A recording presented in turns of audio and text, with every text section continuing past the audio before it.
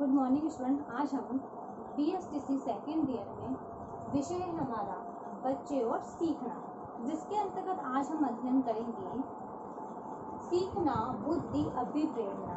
ये यूनिट हमारी सेकेंड है, जिसके अंतर्गत हम देखते हैं कि बच्चा किस प्रकार अपनी बुद्धि से सीखता है और उसे किस प्रकार अभिप्रेरणा मिलती है। ये हमारा टॉपिक है, जिसके अंतर्गत आज हम अध्ययन करेंगे बुद्धि का।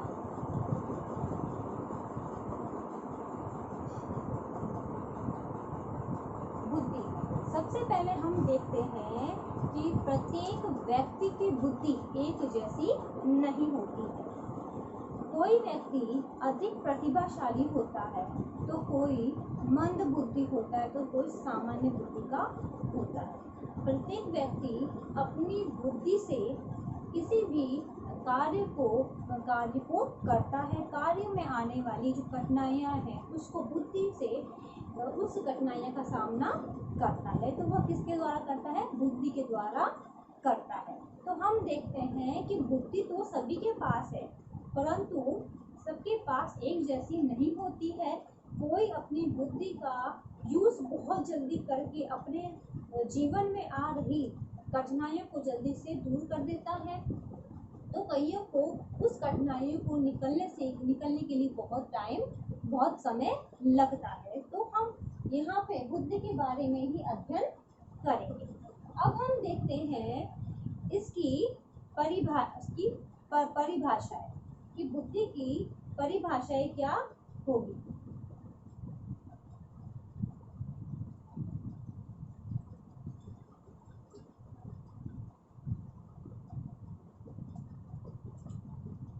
तो हम देखेंगे बुद्धि की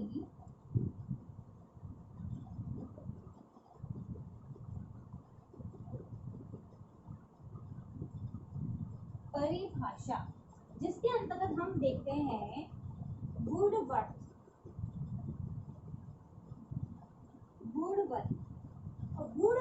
के अनुसार उन्होंने बुद्धि के बारे में क्या कहा। उन्होंने कहा बुद्धि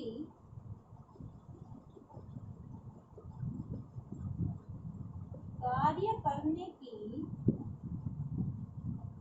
एक विधि है। अब जो वुडवर्थ थे उन्होंने कहा कि जो बुद्धि है वह कार्य करने की एक विधि है, क्योंकि व्यक्ति अपनी बुद्धि से कार्य को करता है। तो इसके अंतर्गत अगर हम देखें तो व्यक्ति किसका यूज करता है? अपनी बुद्धि को कार्य को करने के लिए। अब जो नेक्स्ट है टर्मन। अब टर्मन के अनुसार बुद्धि के बारे में क्या कहा गया? तो टर्मन ने कहा बुद्धि अमूर्त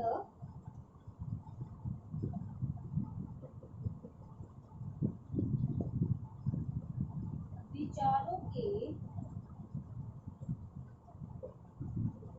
बारे में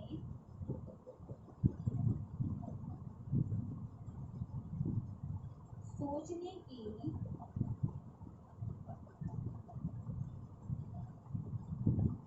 योग्यता है। अब जो टर्मन थे उन्होंने कहा कि बुद्धि अमूर्त विचारों के बारे में सोचने की योग्यता है, क्योंकि व्यक्ति द्वारा हमने देखा गया है कि व्यक्ति जो अमूर्त विचार होते हैं, जो चीज से दिखाई नहीं देती है, उसके बारे में जो विचार किया जाता है वह बुद्धि में अंतर्गत आता है। क्योंकि हम अपने बुद्धि के इस्तेमाल से हम जो विचार लाते हैं वह विचार हम नहीं देखे हुए भी हम उसके अंतर्गत विचार उत्पन्न कर लेते, उसके बारे में सोचने लग जाते हैं। उन्होंने इसलिए कहा है कि जो बुद्धि है वो अमूर्त विचारों के बारे में सोचने की योग्यता रखता है। अब जो नेक्स्ट है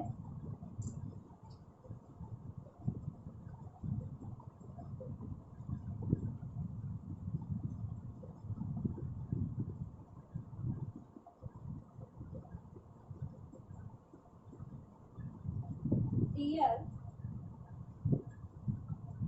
बॉन। अब डियर बॉन ने क्या कहा है, उन्होंने कहा बुद्धि सीखने या अनुभव का लाभ उठाने की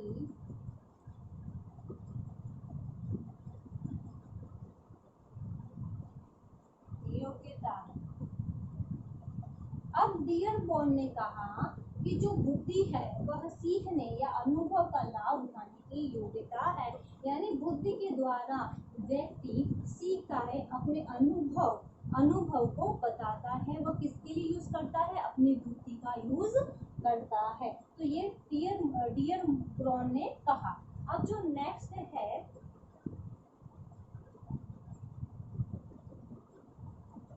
रॉय बन। अब रॉय बन ने क्या कहा, रॉय बन के अनुसार बुद्धि वह शक्ति है जो हमें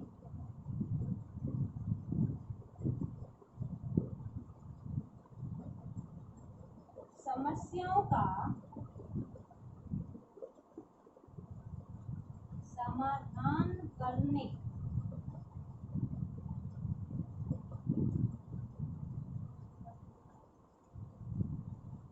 और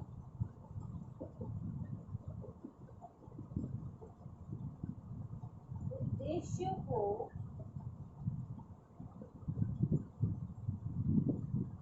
प्राप्त करने की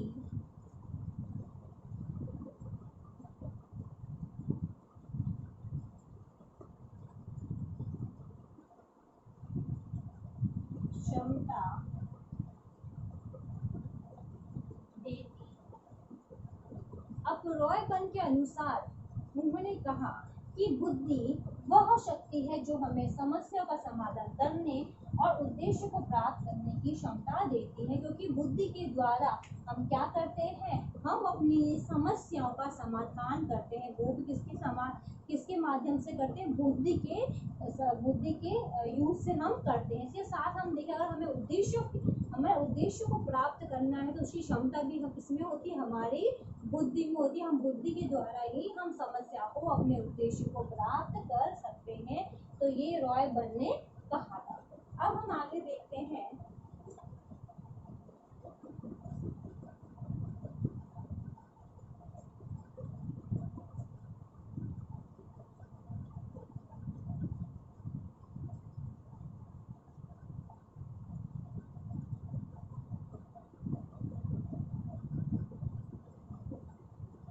थॉर्नडाइक। अब थॉर्नडाइक के अनुसार उन्होंने क्या कहा, उन्होंने कहा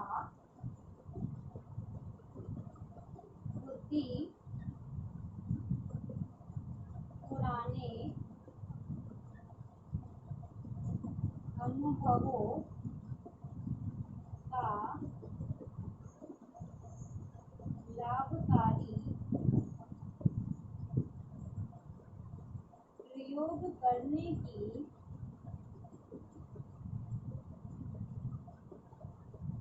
योग्यता।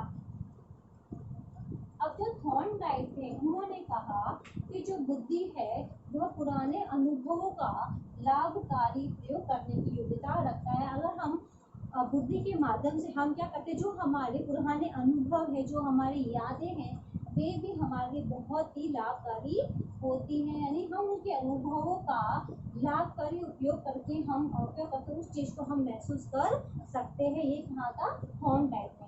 तो ये थी इसकी परिभाषाएं। अब नेक्स्ट क्लास में हम इसकी विशेषताओं का अध्ययन करेंगे।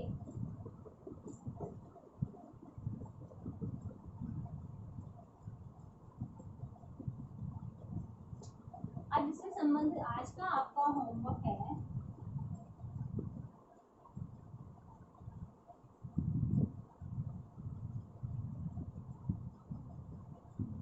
का अर्थ एवं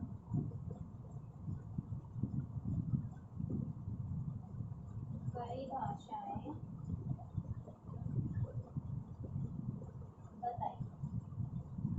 बुद्धि का अर्थ एवं परिभाषाएं बताइए। ये क्वेश्चन आपको आपकी नोटबुक में उतारना है। अंत में एक विशेष बात, जैसा कि आप सभी को पता है कि देश में कोरोना ऐसी महामारी बहुत फैल रही है। इससे सुरक्षित रहने के लिए आप मास्क लगाइए, हाथों को सैनिटाइजर करिए। यदि आप बाहर जाते हैं, किसी व्यक्ति के संपर्क में आते हैं तो कम से कम 6 फीट दूरी बनाए रखिए, जिससे आप सुरक्षित होंगे तो आपका घर भी सुरक्षित रहेगा। धन्यवाद।